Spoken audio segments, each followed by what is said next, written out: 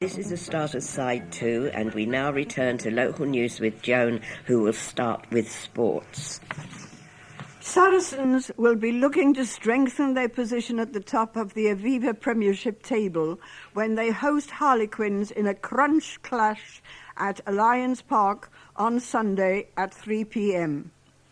3 successive bonus point victories in the league have helped Sarries to replace the defending champions in pole position and open up a 4-point lead. Both sides will be bolstered by the return of numerous key players following the conclusion of the Six Nations Championship, and American international back Chris Wiles knows that victory at the weekend would put Saracens in an extremely strong position. "It's pretty exciting," he said.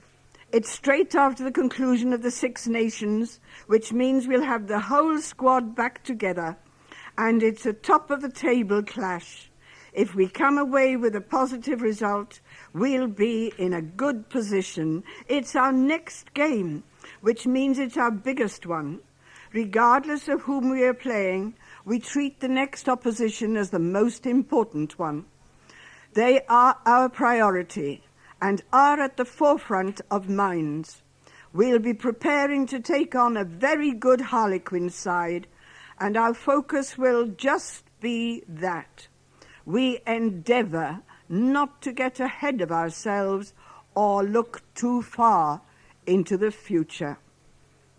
Oh dear, Wales won 33-3. Wasn't that good?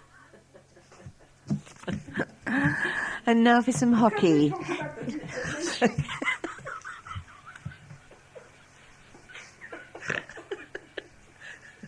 Oh, I do apologise for her. Don't you dare have it off.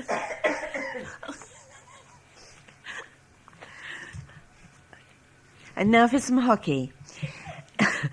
After Joan's outburst, Southgate's hopes of guaranteeing survival in the Premier Division of the English Hockey League came to an end on Sunday when they lost 3-2 at Canterbury.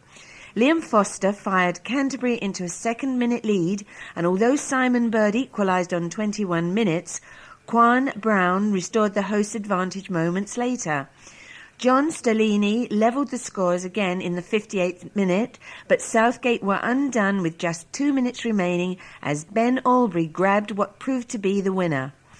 The defeat means that the best that Southgate can hope for is a place in the end-of-season playoffs, but they need to win at home to East Grinstead on Sunday at 2 p.m. to ensure that they finish above Brooklands and avoid automatic relegation.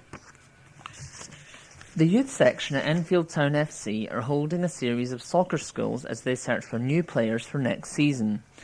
The schools, which are open to all boys and girls who are currently in years 1 to 5, will take place at the club's home of the Queen Elizabeth Stadium in Donkey Lane, Enfield at 6 p.m. on Tuesday evenings and get underway on April 2nd.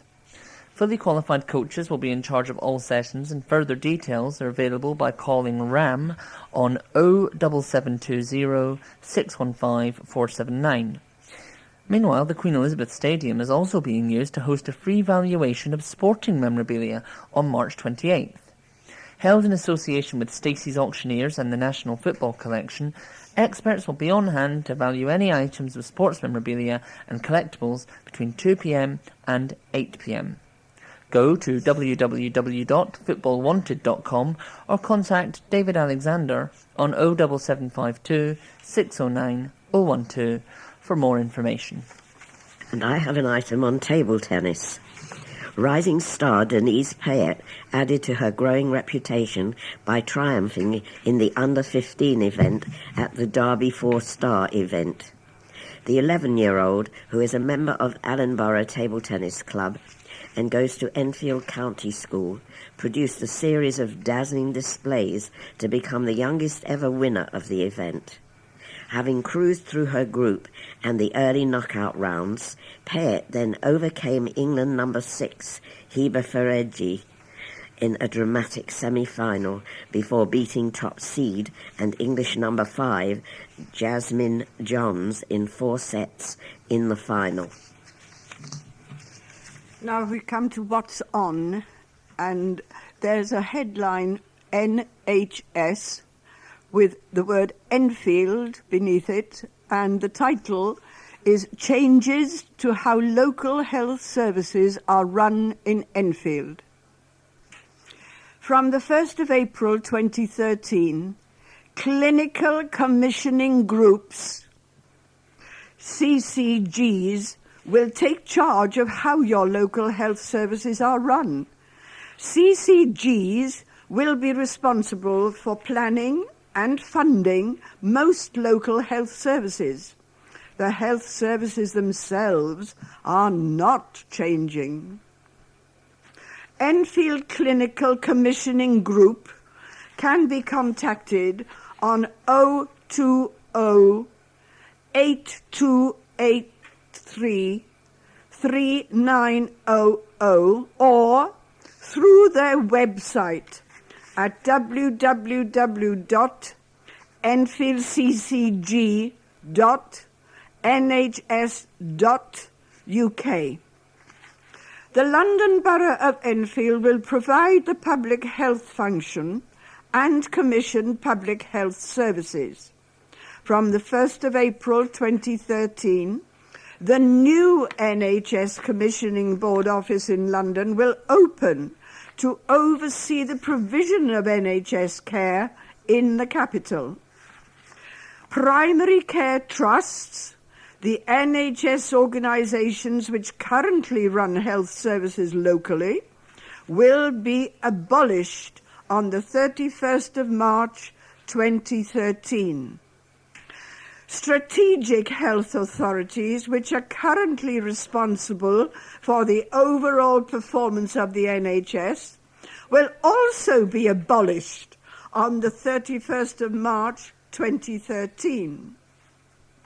From the 1st of April 2013, new contact details for organisations dealing with health will be available from www.ncl.nhs.uk. If you have a comment about how your local health services are run in Enfield, contact the CCG. If you have a comment or complaint about the NHS across London, please email nhsc.londoncomplints, London Complaints, at nhs.net. On the best of British. Okay, and now what's on at the chicken shed? Thank you, Joan. Thanks, Joan. Now for what's on at the chicken shed, I repeat.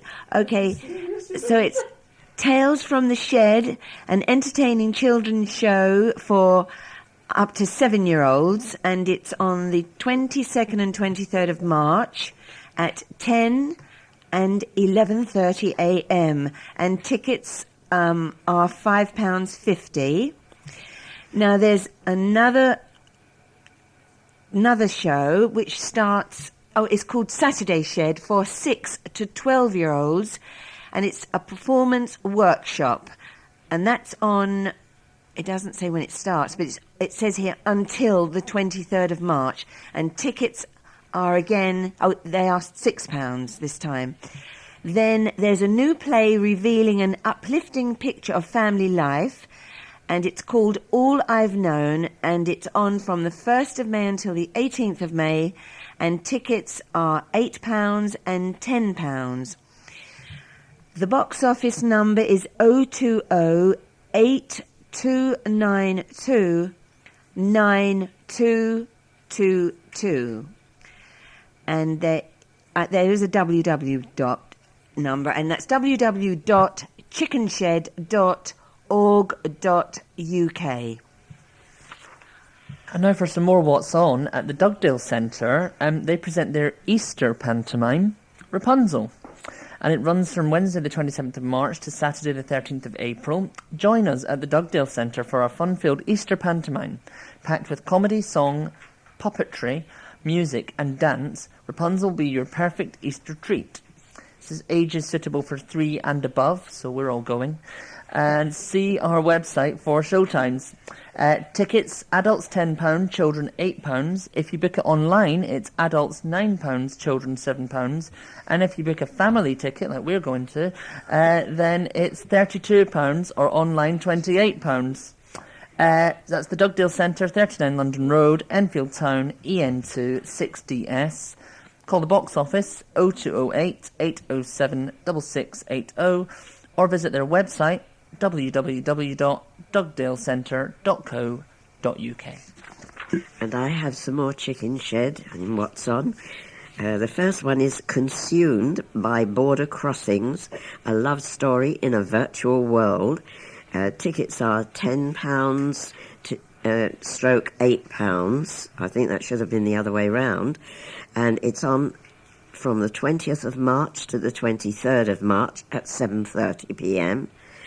And the next one is Which Way China, a fantastic day celebrating Chinese culture, including film, stroke talk, stroke show, stroke music. And that's on the 23rd of March. And the last one is Jazz in the Bar from the 22nd of March from 7 p.m. And tickets are £15 to £17. Julian Mark, that's M-A-R-C, Stringle, presents its Classical. It's CLAZZICAL. And the box office, again, is 0208 292 9222 or www.chickenshed.org.uk. Now we're coming to letter, and I have one here from L, spelled capital E, capital L, El Faria, Halstead Road, Grange Park. I would like to put in a plea for the motorist regarding people walking anywhere on the road. The council has built islands in the middle of the road where pedestrians can cross, yet many cross elsewhere, causing traffic to slow down. Motorists are not allowed to drive on pavements. Maybe there should be a fine for jaywalking, as the council could do with the extra money. Now a letter from a Nicola McDowell of Avenue Close, Southgate. Kevin Howell, Director of North Middlesex Hospital Trust and also Director of Environment for North Middlesex Hospital and Barnet and Chase Farm Hospitals, has said that the main building at Chase Farm Hospital is like a leaking sieve and is a nightmare to heat and should be replaced. I think this is valid. After all, it was a workhouse in Victorian times. Why should we want to keep it with all the awful memories and connotations of things that have happened there? Why not have a competition where architects can design a new block or buildings but incorporate the famous clock tower? The prize would be to see it built. And now another letter from Ivy Beard in Littlebrick Gardens, Cheshunt. I read recently that Nick Dubois, MP, as co-chair of the all-party parliamentary group on public health, had suggested prescriptions should not be free. The cost of prescriptions is already prohibitive for those who are on a lower income. Mr Dubois campaigned against the loss of the major services to our Chase Farm Hospital when a Labour government was in power. But not now, funnily enough. It was he who suggested North Middlesex Hospital would be unable to pay its long-past and agreed private finance initiative debts for the upgrading of hospital buildings, obviously necessary for its catchment area of patients. The inference was North Middlesex Hospital would not survive without Chase Farm patients and extra cash.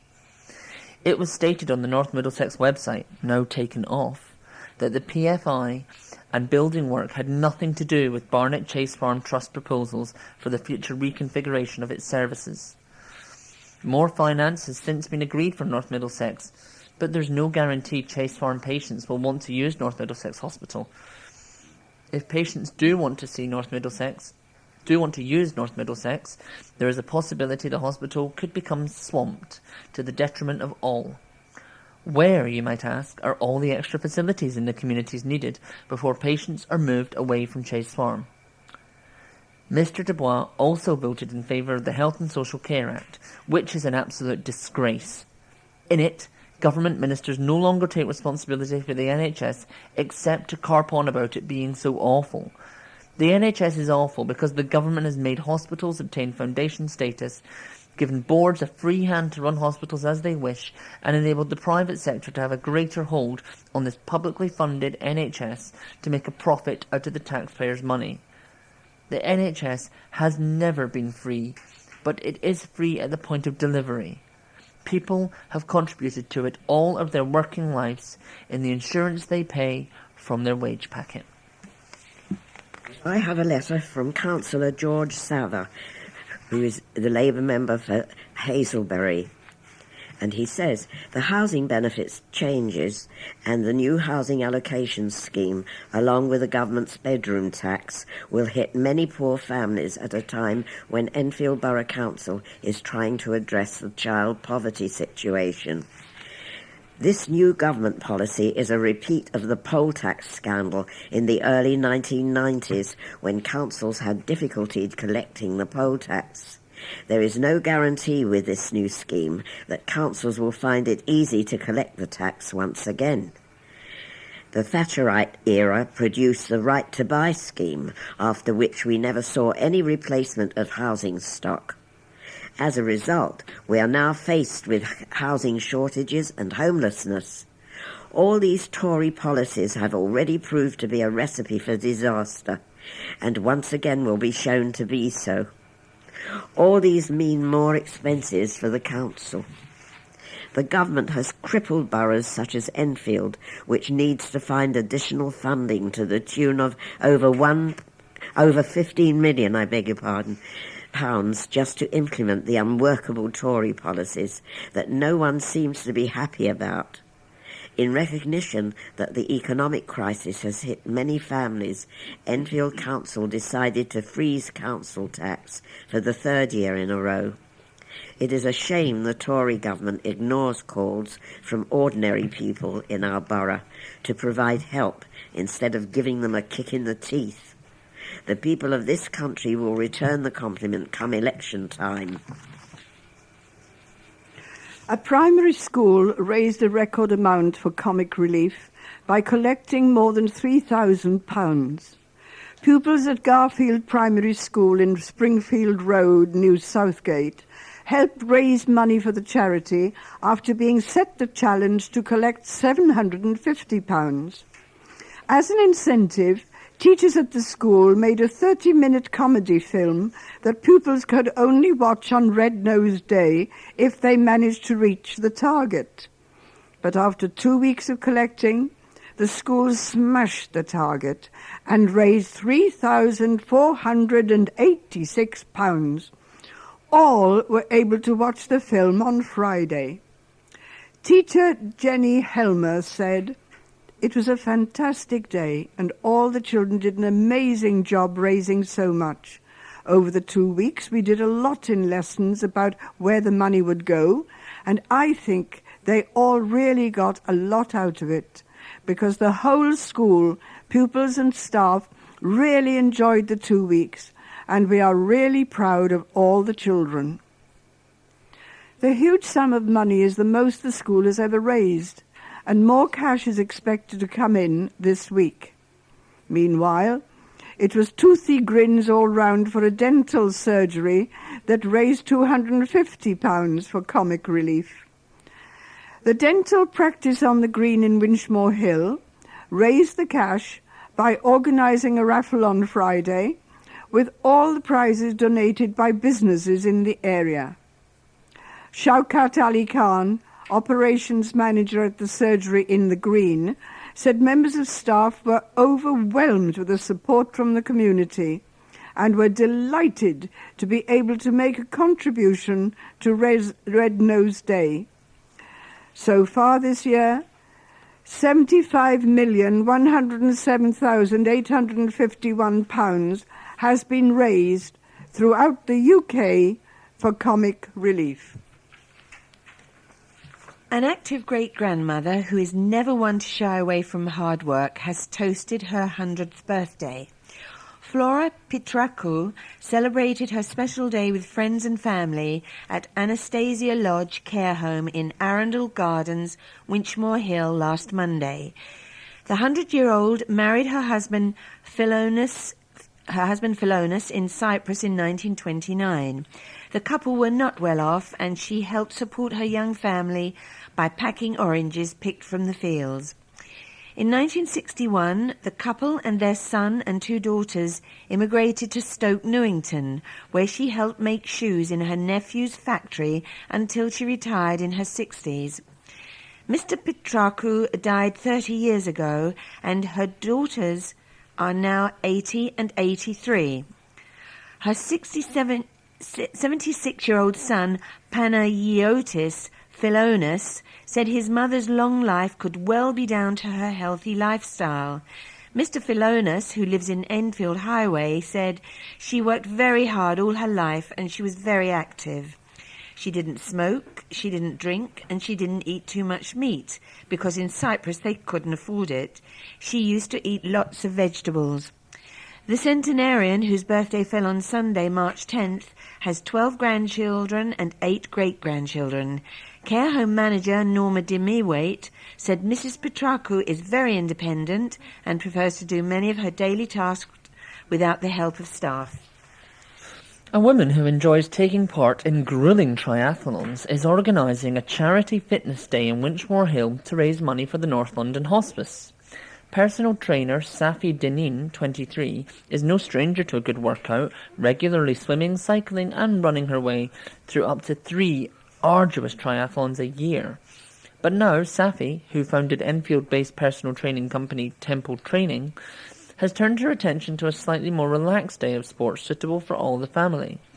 It will take place at Northampton Exiles Cricket Club's Close Ground in Barrowell Green from 11:30am to 4pm on Easter Monday, April 1st. Tickets cost £5 for adults and £2.50 for under 14s, and all proceeds will go to the hospice. Activities will include a 100-metre sprint, an obstacle course, a fitness challenge and an Easter egg hunt. Safi is a member of the N21 North London Hospice Support Group, which raises money for the hospice. The charity, which has provided palliative care to people from across North London for 20 years, opened a new state-of-the-art centre in Barrowell Green last September. It also has a centre on Woodside Avenue, Finchley. Safi said, "We decided it would be great to get everyone in the community more active as spring approaches and the weather gets more exercise-friendly. Everyone in the support group really believes in the great work the hospice does, and many of us have experienced the services firsthand for family or friends. On the day, people can expect a lively and active atmosphere, which will be fun for all the family. We will also support anyone who wants to enhance their fitness with tips, physical assessments, and a food stall to keep everyone energised." Safi says exercise has given her grounding and discipline, as well as contributing to a stable peace of mind, and believes it has the potential to improve all our lives. Temple Training is opening a new personal training and yoga studio in Enfield Town later this month. Residents furious over proposals to build hundreds of flats along a section of the North Circular Road aired their concerns at a meeting last week. A series of planning applications has been submitted by Notting Hill Housing for developments on 3 separate sites in Bowes Road. But many residents say local infrastructure will not be able to cope with such a huge influx of people. The controversial applications form part of Enfield Council's North Circular Action Plan. In light of the opposition to the plans, MP for Enfield Southgate David Burrows organised a meeting at which residents could question representatives from Notting Hill Housing and Transport for London directly. Tensions ran high among the 50 residents at last Wednesday's meeting in Trinity at Bowes Methodist Church in Palmerston Road. Bexhill Road resident Denise Selchuk, demanded to know how transport infrastructure was expected to cope. There will be 386 people moving into an area that already contains 200 people, she told Ken Barnett from Notting Hill Housing. We are quite disturbed already about the traffic situation. Turning to Ashok Banerjee from TfL, she said, we have 5 lanes of traffic to cross if we want to turn right from our street onto Telford Road. Since the TfL expansion of the North Circular Road, we have had 48 major collisions on Telford Road. More people will mean more cars.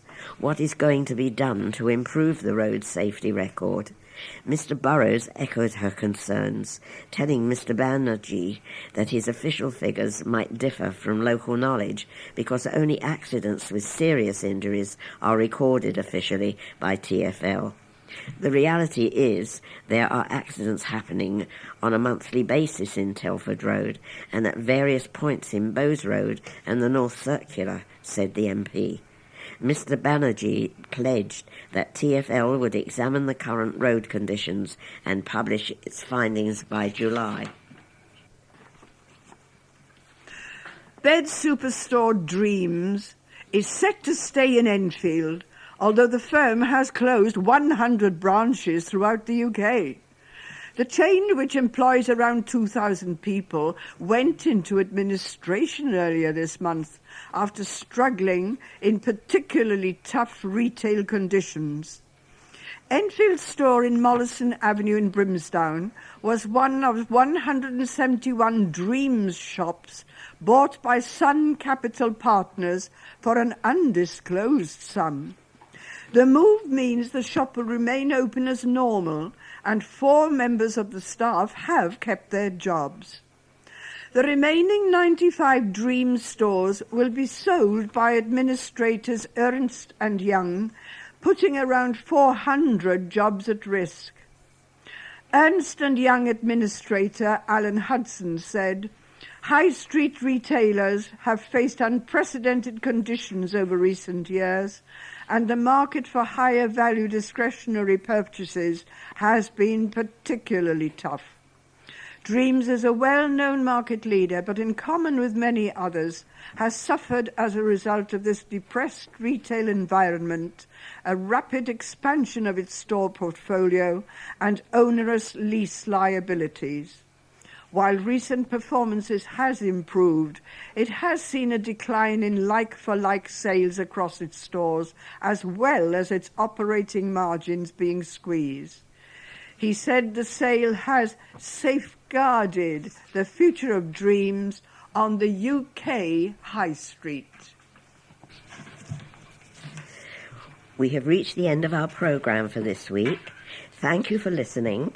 And so from the team of Joan, Beverly, Rod, and myself, Lilian, with Cassandra on controls, it's goodbye, Bye-bye. cheerio, Bye-bye.